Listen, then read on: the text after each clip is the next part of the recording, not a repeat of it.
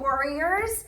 We are leaving the farm today in art class, and we are going to go way back in time to the dinosaurs. We are going to start a dinosaur unit over the next few weeks. Now, I know a lot of you know a lot about dinosaurs, and if you ever want to type in or have mom or dad type in a comment or a fact about a dinosaur, you probably know more than me. So I would love to find out some facts about dinosaurs too, okay? So that can be part of what you turn in if you want. It's not a big deal. But today I thought it'd be fun to start off with one of my favorite dinosaurs, the Brachiosaurus, this long neck dinosaur. So let's just jump right in. Get your art supplies and something to draw with. And I suggest for your long neck dinosaur to have your paper sideways, since we're gonna try to draw his whole body in. But if you want it up and down tall and just show like his neck and a close-up of his face, that's fine too. And friends, listen, dinosaurs are huge, right? They are huge.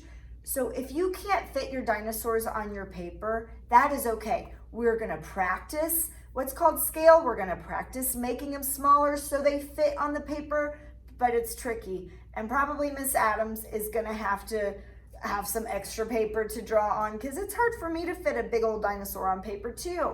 So if yours don't fit, no big deal. Just draw what you can, and this is just practice, okay? So we are gonna start with our dinosaur's eye, and I'm gonna start way up in the corner of my paper for my dinosaur's eye. We're gonna make it very small, okay? If you make an eyeball this big, even though it looks kind of small right now, he's definitely not gonna fit. We're gonna make it teeny tiny to try to scale him down, make him fit. So we're gonna start with our teeny tiny eye, up in the corner, just a teeny tiny little curve line. Then we're gonna finish it off with a curve line underneath. You guys are getting used to this. You remember this. We're just gonna go ahead. And this, guys, you can really fill it in solid. His eye is so small, you might not even see that little white space. I know you guys, you artists always remember to leave a little white space. You don't have to this time if you don't want, because it's so small. Now we're gonna go ahead and make that bump on his head. His head has a bump to it on the top. So over his eye, I'm gonna make that bump on the top of his head. And then we're gonna curve it down for his face. Now look, I'm making this curve. See how I don't have much room on this side? That's the side I'm gonna use. If I make it over here, I only have this much room for the rest of his body. He's definitely gonna fall off. So think about that before you make it. Find the side with not much space, and I'm gonna make a curve line that comes down and back for the front part of his face. That's where you can add a tiny little dot for his nostril if you want, or even a little curve line for his mouth. It's up to you. Now we're gonna make the most important part, his long neck. I bet you guys can guess why he had such a long neck, right? Why do you think? He had a long neck so he can eat those leaves at the very tip tops of very tall trees. Other dinosaurs can't reach it, so he's got a big feast at the top, right? So we're gonna go ahead and make that long neck. We don't wanna make it skinny, friends. It's not skinny like a flamingo neck. It has to have a lot of muscle to hold it up. It's so tall and long. So we're gonna make it kind of thicker, and we're just gonna go ahead and make a curve line starting at the back of the bump. I'm gonna make a curve line for his long neck.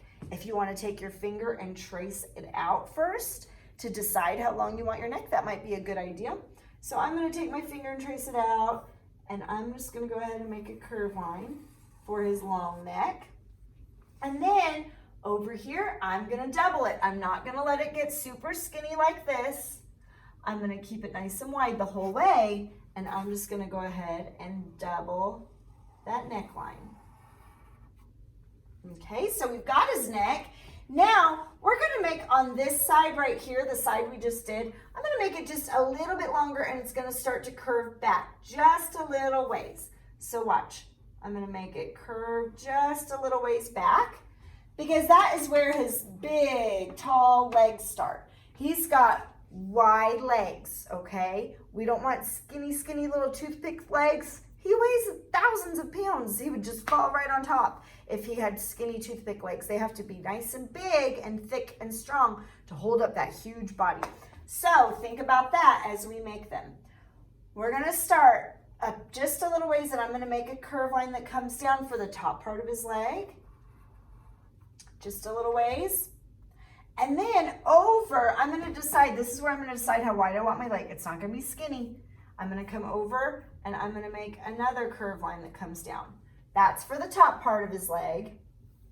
And then we're just gonna go ahead and make it a little bit longer, decide how long you want his legs to be, and a little bit longer. And then we're just gonna make it touch. There's just a little curve line on the bottom and make it touch. Then we're gonna show his belly. Look at this line we have right here that touches the leg. I'm gonna stop and jump over my leg and see how his belly comes down just a little bit. His back and his belly sort of curve down, see that? So I'm gonna make it start to curve down. So watch, I'm gonna stop, jump over, and I'm gonna curve it just a little ways back and see how it starts to curve down. Now for his back leg, I'm gonna come up, not at the end of this line, but up. Oh, I'm actually gonna make mine just a little longer. Not at the end of this line, but up. I'm gonna go ahead and make his back leg. I'm gonna make a curved line for his leg.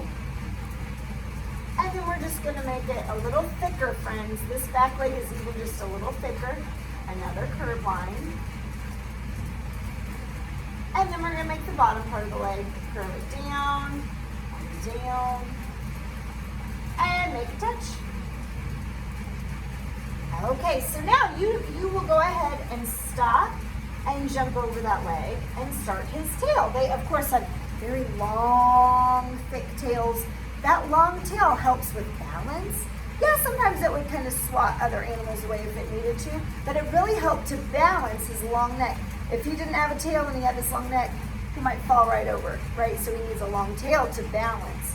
So we're gonna make that long tail. I'm gonna stop, jump over his leg, stop, jump over his leg, and make a curved line for his tail. And then we're gonna connect this all with his back. So I'm gonna start here, and I'm gonna make a curved line for his back, and it's just gonna follow all the way and touch. Now you can barely see his other legs sticking out. So just really close, skinny next to this one. Watch, I'm gonna make a line that comes down, but it's gonna be shorter because it's further away. And he's so big, it will definitely look shorter. It's farther away. I'm gonna make it shorter and then make it come forward and touch. And then either behind or in front of, I think I'm gonna make mine in front of. I'm just gonna double what I already have, a little shorter. So it's gonna come down and touch. Now, you could add spots if you wanted to. You could add stripes if you wanted to. They might have been camouflaged, who knows, right? We don't see their skin, we just see their bones. So we don't know exactly what they look like. They probably, friends, do you think they had this design on them or this design in real life? No, because that's what people draw, okay? That's not what you would find probably on a dinosaur because people weren't around. So you probably would not see, don't scribble scrabble, but you probably would not see those symbols that people make, right? So you might see some stripes, or you might see some spots or patterns, or you can just leave it plain and you can color it in.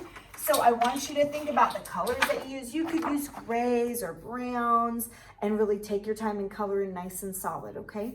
For the back, oh, right now we have a floating Brachiosaurus. We know they didn't float, right? Of course, we need to draw his horizon line so he's standing firmly on the ground. So, as we've been practicing, not at the very bottom of his tiptoes, but up a little ways, all the way off my paper, I'm gonna make a line that stops, jumps all the way over, off my page.